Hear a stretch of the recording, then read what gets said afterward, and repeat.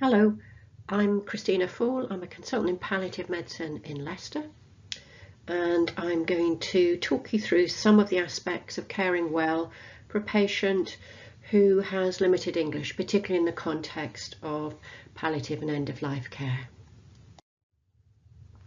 So as professionals, we have a duty to help people have appropriate information to make decisions about their care and give consent to things that we may be seeking to provide as part of their care. The GMC tells us that patients must have this information and it has to be shared in a way they can understand and retain, and that may include using an interpreter or a translation service if they have difficulty understanding spoken English. The NMC similarly states that nurses must make steps to meet people's language and communication needs. So there are some basic things about our communication with someone who has limited English that we should pay attention to, and that's the way we speak. We need to enunciate as we normally would, but give longer pauses. And that may mean that the consultation needs more time, just because we're giving longer for people to take in the information and think it perhaps into their second language. So we should be comfortable with longer periods of silence while people are processing that. We don't need to speak louder, just more slowly. And if someone hasn't understood, then we need to rephrase rather than repeat. Rephrase to make it clearer. And building on that, we need to use straightforward language, not using jargon or idioms, metaphors that may have no transcultural relevance at all. Raining cats and dogs may mean nothing to someone else. Avoid using double negatives. We shouldn't not do that. It's really difficult to understand. And often can't is interpreted as can, just in the way that it's heard. So focus on simple nouns and verbs and simple language. Another aspect of communication is in the non-verbals, and particularly eye contact. And in some cultures, it may not be appropriate to have that level of eye contact. And it's one thing to know that, it's another to be comfortable with that, where people are not looking you in the eye or you not looking them in the eye. So we need to practice that. Another aspect of our communication is obviously the listening to what's being said. And it's okay to ask the patient or the interpreter to speak more slowly so that you can understand better. This is a dialogue that everyone is wanting to have together. And if you don't understand the patient or the interpreter, don't say you do. Ask respectfully that that's repeated, maybe repeated more slowly, indeed, as they may ask you to. Remember to communicate patience and respect with your voice and with the facial expressions that you use. Sometimes we need an interpreter who shares the language with the patient and also speaks our language, English, to help bridge so that we get effective communication. It empowers the patients, it promotes the active participation in their making choices. And this is so important in end-of-life care. Where does someone want to be? What do they feel about the symptom management drugs that we may be choosing to use? All of these things are very difficult conversations with patients where we share the language. So an interpreter can help enable that. They can help us understand various elements of the cultural context that the patient and the family is in that we may be blind to. And moreover, it is absolutely important that we comply with equality legislation so that we're not disadvantaging people by not providing an interpreter. Some very practical things that you must do in your job is it's your duty to let people know they have a right to an interpreter free of charge. It's your responsibility to arrange them, and you should record the patient's language needs and their language and dialect in the notes so that other people have sight of this. One of the skills you need is how to ask someone if they require an interpreter. And a useful way of doing that is perhaps to ask, do you speak a language other than English at home? And if they say yes to that, ask them how well do they speak English. If the person says anything other than very well, you should arrange for an interpreter. Don't ask them in a way that means that they don't admit that they need an interpreter. So questions like, you won't need an interpreter, will you? Or even, do you speak English? Won't be helpful enough in enabling them really to have the discussion in the way that they need. People often overestimate their fluency, and patients may think they need to arrange the interpreter themselves at a cost to themselves, so make that clear. I find it useful to have a structure for my consultations, and I use this acronym ABIDE, thinking about arranging the interpreter, briefing them before we go in together or on the phone together, the actual interview itself, a debrief afterwards, and evaluation in case there are points for me to pick up.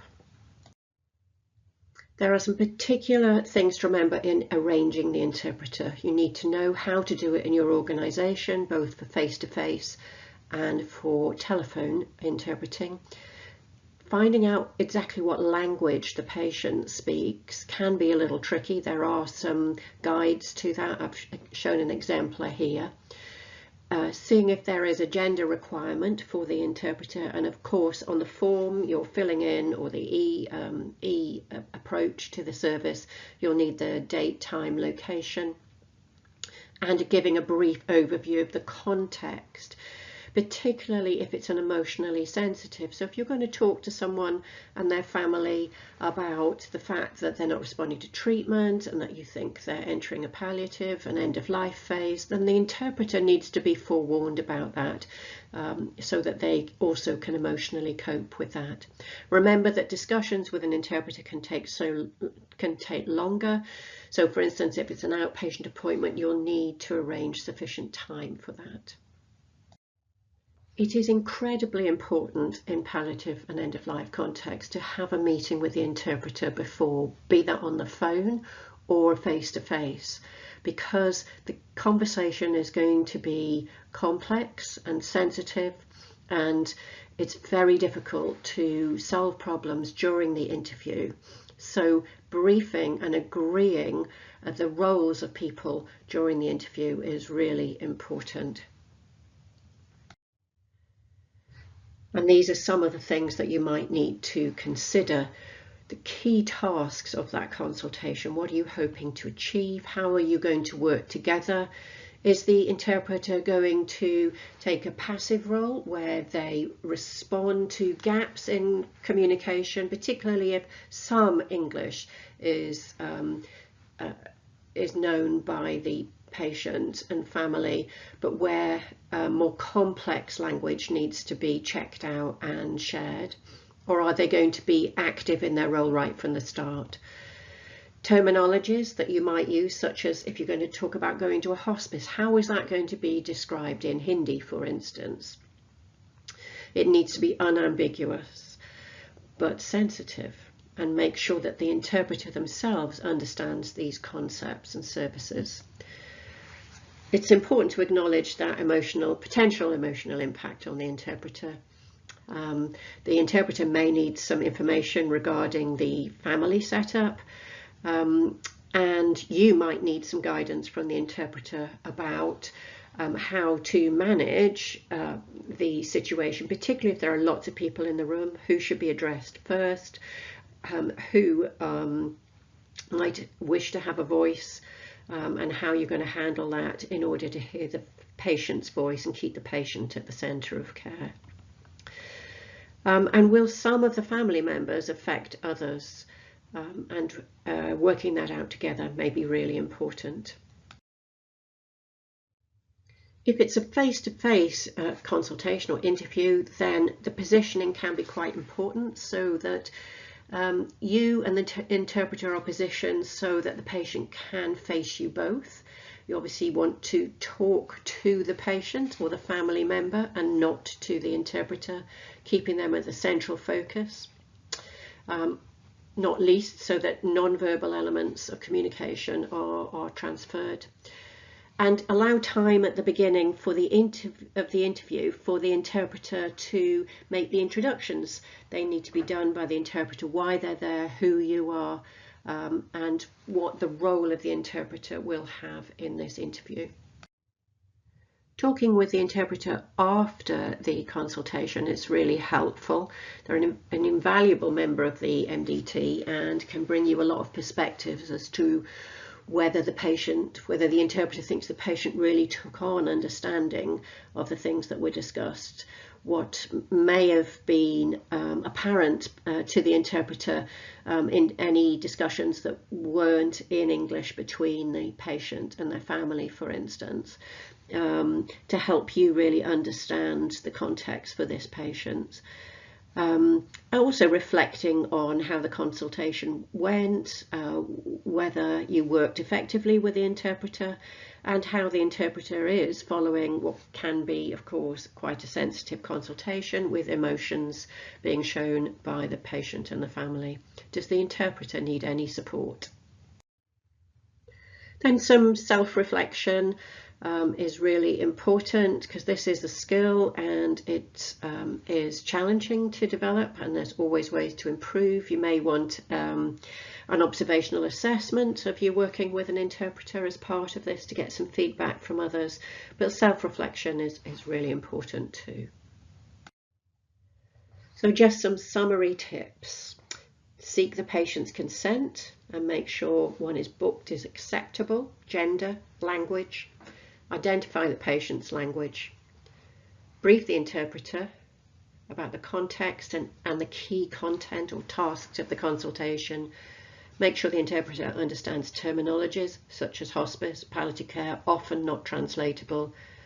Expect the consultation to take longer. Keep messages and language simple and debrief with the interpreter. And the contrary to that is, of course, don't do things like make assumptions about the language. Just because they're from India doesn't mean that they will speak Gujarati, which is the commonest language in Leicester. Don't use Google Translate for health-related discussions, but fine to use for things like, would you like a cup of coffee or tea? Try not to look at the interpreter, but rather look at the patient when you're speaking to the patient.